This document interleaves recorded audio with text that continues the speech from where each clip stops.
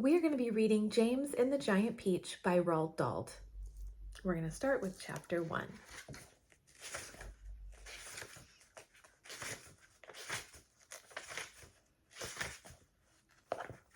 Chapter 1. Here is James Henry Trotter when he was about 4 years old. Up until this time, he had had a happy life, living peacefully with his mother and father in a beautiful house beside the sea. There was always plenty of other children for him to play with, and there was the sandy beach for him to run about on and the ocean to paddle in. It was the perfect life for a small boy. Then, one day, James's mother and father went to London to do some shopping, and there a terrible thing happened. Both of them suddenly got eaten up, in full daylight, mind you, and on a crowded street, by an enormous, angry rhinoceros, which had escaped from the London Zoo. Now this, as you can well imagine, was rather nasty experience for two such gentle parents, but in the long run, it was far nastier for James than it was for them. Their troubles were all over in a jiffy. They were dead and gone in 35 seconds flat. Poor James, on the other hand, was still very much alive, and all at once, he found himself alone and frightened in a vast, unfriendly world.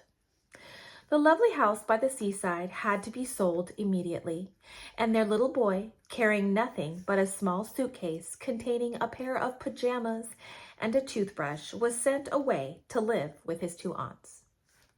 Their names were Aunt Sponge and Aunt Spiker, and I am sorry to say that they were both really horrible people. They were selfish and lazy and cruel, and right from the beginning, they started beating poor James for almost no reason at all. They never called him by his real name, but always referred to him as "you disgusting little beast," or "you filthy nuisance," or "you miserable creature." And they certainly never gave him any toys to play with or any picture books to look at. His room was bare as a prison cell. They lived, Aunt Sponge, Aunt Spiker, and now James as well, in a queer ramshackle house on the top of a high hill in the south of England.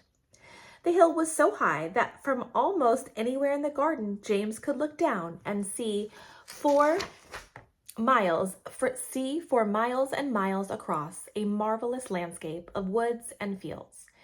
And on a very clear day, if he looked in the right direction, he could see a tiny gray dot far away on the horizon, which was the house that he used to live in with his beloved mother and father. And just beyond that, he could see the ocean itself, a long, thin streak of blackish blue, like a line of ink beneath the rim of the sky. But James was never allowed to go down off the top of that hill. Neither Aunt Sponge nor Aunt Spiker could ever be bothered to take him out herself, not even for a small walk or a picnic, and he certainly wasn't permitted to go alone.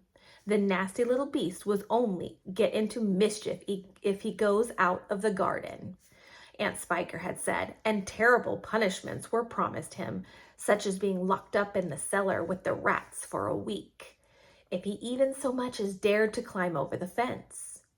The garden, which covered the whole top of the hill, was large and desolate, and the only tree in the entire place, apart from the clump of dirty old laurel bushes at the far end, was an ancient peach tree that never gave any peaches. There was no swing, no seesaw, no sandpit, and no other children were ever invited to come up to the hill to play with poor James.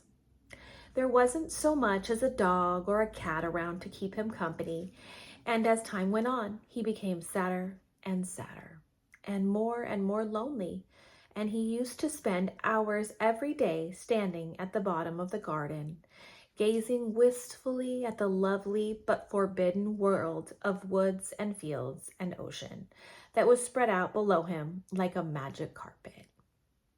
Okay, that's the end of chapter 1. Stay tuned for chapter 2.